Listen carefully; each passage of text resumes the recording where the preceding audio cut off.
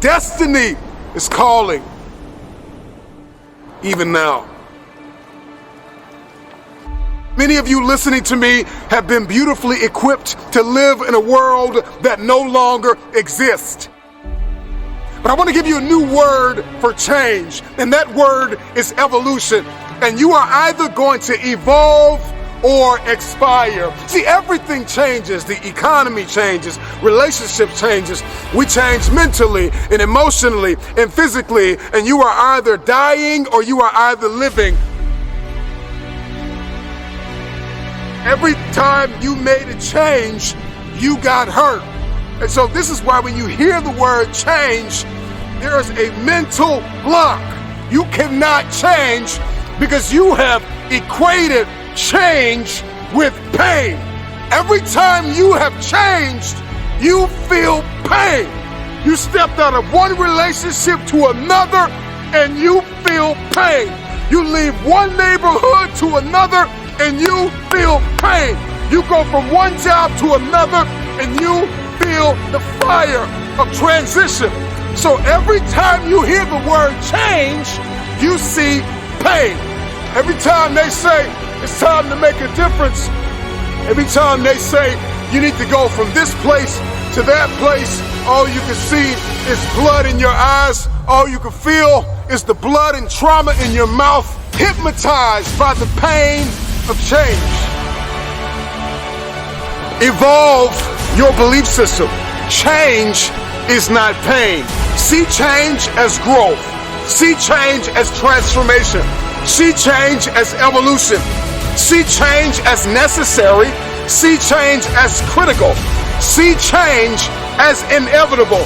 And the more and more you start to see that change is not pain, you're going to see transformation. Your life's going to experience a quantum leap, because now, even though in your childhood you were traumatized because of change, your history is not your destiny.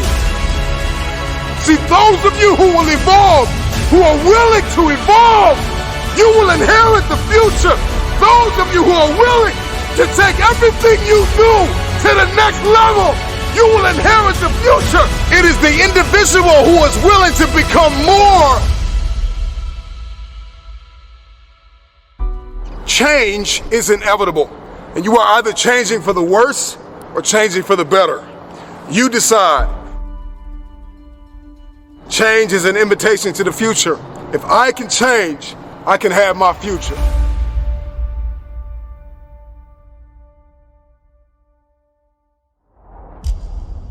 Another reason why people hate change is because not only do they see change as pain, but all they see change is as failure. And it's because every time you've made a change, you have failed. And you have to start identifying change with a new layer of belief. People tell me all the time, it's hard to get wealthy. It's hard to grind. It's hard to be focused. How do you even do these speeches? It's hard to stay motivated. It's hard to stay broke. It's hard to stay depressed. It's hard to stay governed by anxiety. It's hard to be inconsistent. It's hard not to have daily disciplines. It's hard not to believe in yourself. It's hard to be broke. It's hard to be poor. It's hard. It's all hard. So choose your heart. You either go work for it, you're going to sit there and let life knock you down and dare you to get back up.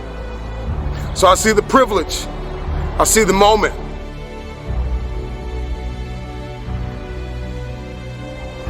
I see change as pleasure. I see change as transformation. I see change as evolution. I see change as beauty, brilliance. I see change as the future. I see change as necessary. I see that if I don't change, there is a generation of people who are going to be stuck in the same place if I don't evolve. See, the marketplace rewards those who have evolved.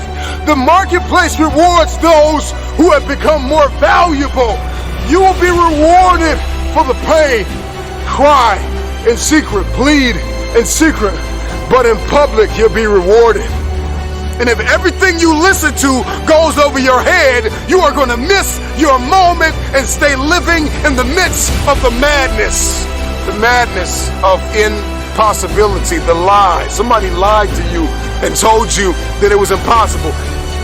Every time somebody told me I could not do something, I had a decision that I had to make in order to achieve what they said was impossible. The power is wrapped in the truth and in the power of their perspective. It's wrapped in your capacity, your ability to believe in a dream, even if nobody believes in you.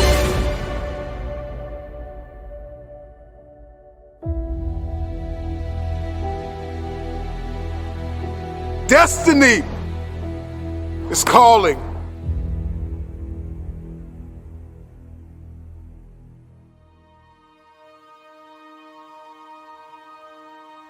Your perspective can either become your prison or your passport. It can either arrest you or release you.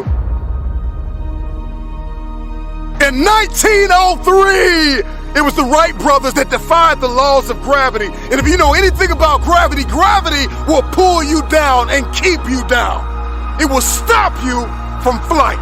It will stop you in your tracks. If you believe in something, metaphorically speaking, gravity will hold you down, it will hold you back, and it will dare you to fight. Your perspective can either be your prison or your plane. I don't know about you, but today, I made the decision to defy the laws of gravity. The first successful heavier-than-air powered aircraft was designed and built by the Wright brothers. They flew it 4 times on December 17, 1903, near Kill Devil Hills, about 4 miles. I believe possibility is destiny, and it is fear that keeps us arrested and apprehended by the spirit of impossibility. I'm gonna tell you this right now, and nobody else is gonna tell you this. Impossible is a spirit, and you've got to arrest that spirit or it will arrest you. Impossibility is like a soda fountain, the easy way out, the path of least resistance, because to say something is impossible, to give up, to cop out, to fill your cup of carbonated excuses, it tastes good, but it doesn't sit well as it goes down into your system.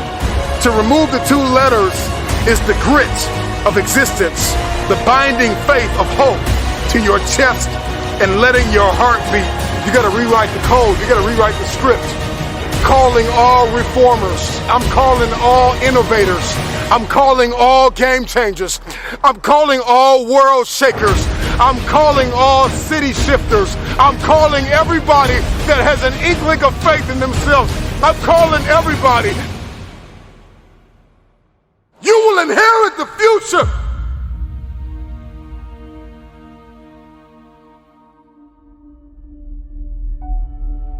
We got to rewrite the code in our soul, because it's a matter of the soul. It's a matter of the will. People that have a will to win are the ones who win. These are the people that see the future. These are the people that see not where the hockey puck is, but they see where the hockey puck is going. And that's the type of person that we all need to evolve to become. I learned years ago that the difference between people that get things done and people that do not is sheer willpower. Out of all the motivational speeches you have heard, how much of it have you retained and applied to your life? Because understanding the power and the difference between what is impossible and what is possible, it all comes back to your perspective and your capacity. If your why is big enough, then your will be powerful enough to persevere through the how. You're not looking for resources when you have a will. You become resourceful. And that's the difference between people that see this thing as possible and people that do not. It comes down to one thing, and that is your will. So you don't want it bad enough. You don't want it bad enough. That's why you can't get it done.